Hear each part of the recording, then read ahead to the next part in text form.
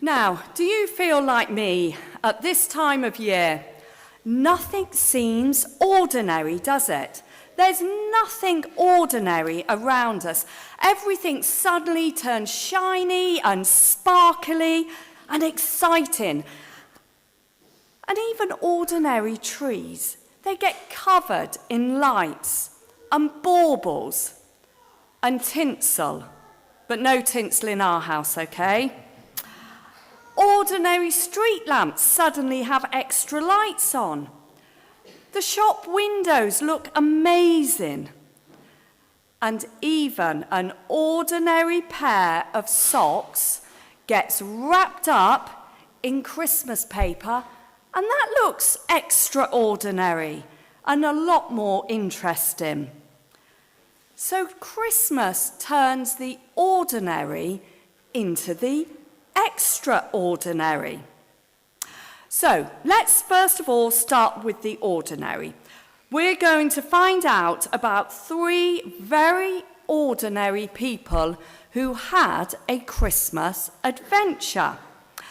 We need 3 volunteers, any age, we don't mind, please, if you could come up. Don't all rush.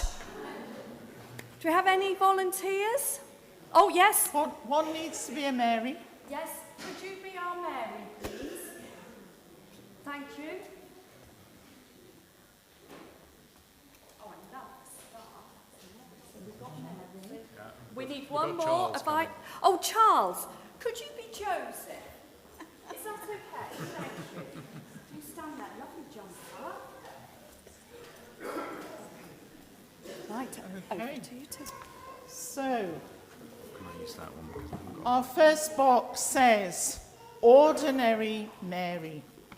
Let's see what's inside.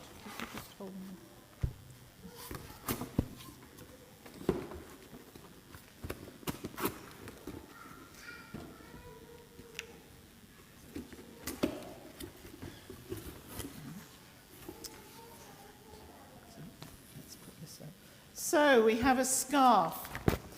Mary was an ordinary girl from Nazareth. Do you want to put your hairband over the top of it? That's perfect. Absolutely perfect. And Nazareth was an ordinary town in the north of Israel. Her area was known for growing olives. So we've got a tin of olives. Wasn't fancy. They literally grew on trees. I tell you what, would you like to pick the bowl out of the box? And Mary did ordinary things like cooking meals, pretend to stir, and talking to her friends. Okay.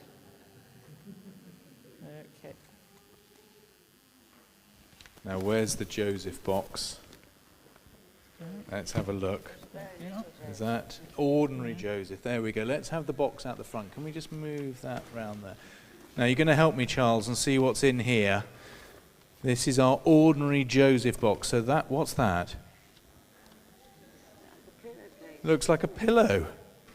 Well, we'll find out. Do you want to get down there and see what else is in the box? There's a spoon. Because Joseph was an ordinary carpenter from Nazareth. He made things out of wood, like this spoon, which he made for Mary, who he was engaged to marry. You going to give her the spoon? Oh, there we go, there we go. He planned to marry Mary, but she came to see him with news that she was having a baby. And so Joseph wasn't so sure, and so he took his spoon back and he threw it away. Can you throw it away? Brilliant, brilliant. And Joseph was very sad because he knew it wasn't his baby. What should he do? He decided he would go to bed and have a sleep. Do you want to have the pillow and go to sleep? There we go. There we go. That's it. Now, Mary and Joseph were 2 ordinary young people. The Christmas story is all about ordinary people like them and us. God is interested in ordinary people, people who think they are no one special, people who think they could be too young, too old, people whose plans get changed and aren't sure what to do. That sounds pretty much like me, and I'm pretty sure it sounds like you too. Christmas is for ordinary people, just like us. Now, who do you think our next ordinary person is, or people? Well, it's the shepherds. You're a shepherd, Jennifer. And here we have ordinary shepherds were looking after their ordinary sheep. If you squeeze it, Jennifer, you'll make...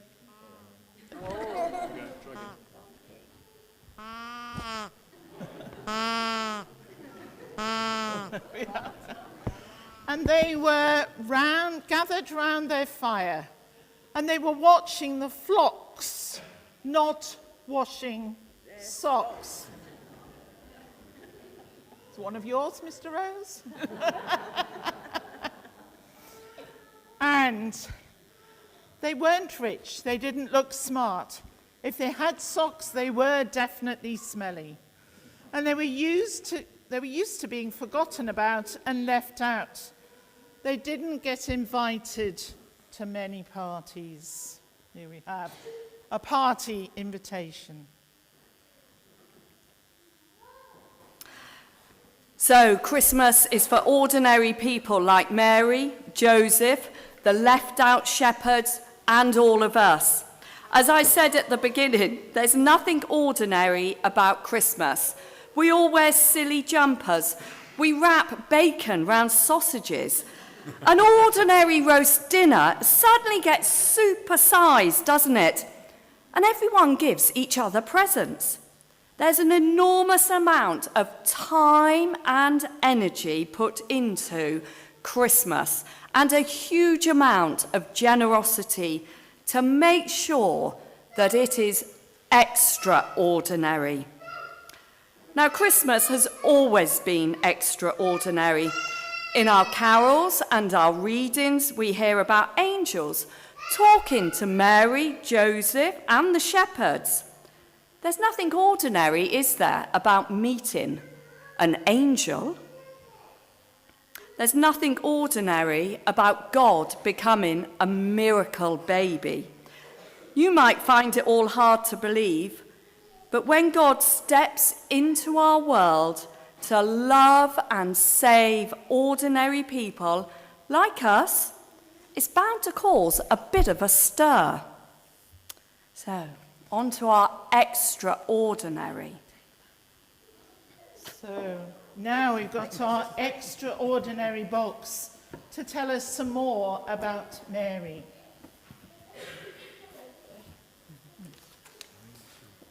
So this year we had a new king, with the news being announced around the cities, with flags and trumpets and cannons being fired.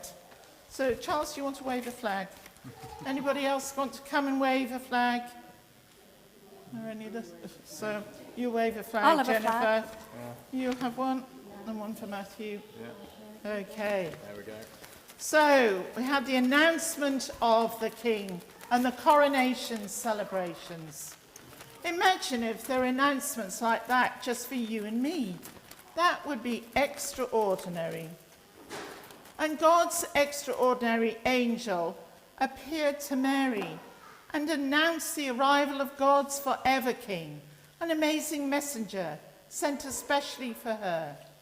The angel said this king would arrive as a baby. You have a nappy?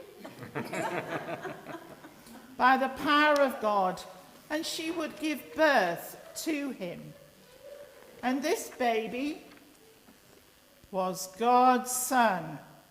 That's extraordinary.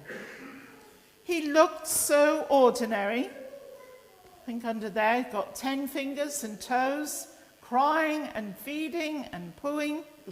This baby was ordinary and extraordinary at the same time. That's extraordinary. Now let's see what's in the next box. The extraordinary Joseph. Do you want to give me a hand here, Charles? So we see, and let's open it. I think we have to. It says it's got Christmas turkey in it. There we go. Oh. Here we go, Charles. There we go. We ready? Oh, what's that? Oh, there's another balloon in it as well. Do you want to stand up and hold up the balloon? As Joseph slept, something extraordinary happened. An angel spoke to him and told him all about the baby Mary was going to have. You hold the balloon up nice and high. It was the most extraordinary gender-revealing party. The angel said that it was a boy, but not that that was not all. The angel also revealed his name and his job too. Imagine if that happened today. You're having a baby boy. He's called Simon, and he'll be an electrician. I wonder, what did the angel say? Shall we find out? Do you like loud bangs? Right, hold the balloon nice and steady. Hold it steady. I don't like loud bangs. No, I don't. No, you're going to have to... Oh, what's that? There's a piece of paper. Piece of paper? Yes. Do you want to And unwrap it? What does it say on it? Can you see? I wonder whether maybe Jennifer can help. What does it say on there? Jesus, Saviour. Jesus, Saviour. So his name is going to be Jesus, and his job is going to be Saviour. He will save his people from all their sins.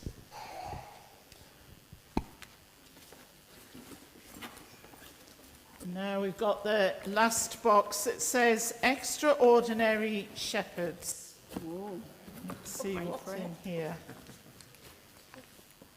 I've done a lot of things, but I've never been a shepherd. As the shepherds sat in the hills, something extraordinary happened. God angels arrived with great news. Is this the most thrilling news that there is? It's the Church Times. Can you just hold that for me, Charles? It was extraordinary because the news was really, really good. Good news for everyone in the whole world. The great news was that the promised king had been born, who would bring joy to all people.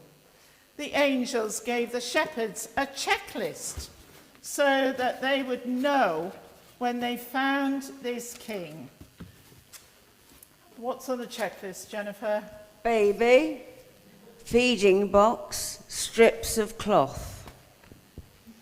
He would be a newborn baby lying in an animal's feeding box, wrapped in strips of cloth. Do you want to put the baby in there? And that's pretty extraordinary. So what about us?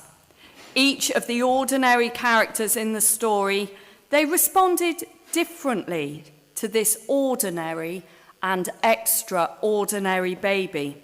Mary wanted to ponder. She thought about what had happened. She wondered what it meant. She treasured it in her heart and kept thinking about how brilliant it was. Perhaps this Christmas you could take time to do the same. And then Joseph named the baby Jesus. He did what the angel said.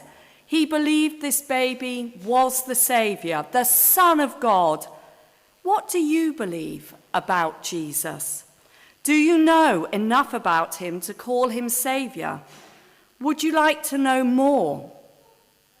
And the shepherds, They were so delighted with the good news that they couldn't keep it to themselves. They told everyone. They couldn't shut up about it. And that's what happens when you think about something, isn't it, that's really good news. Does the good news of Jesus thrill you so much that you want to talk about him? But what stops you?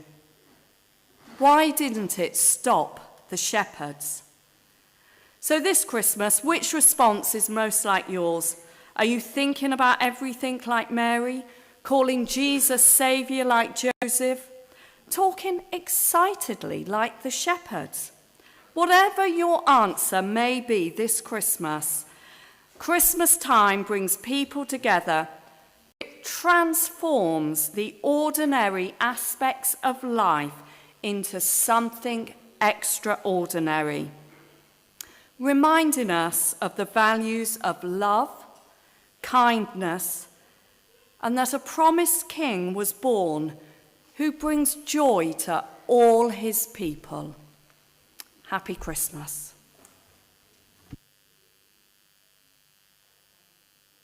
Thank you very much, our volunteers. You may go back now. Thank you for being here this morning as we celebrate the coming of Christ.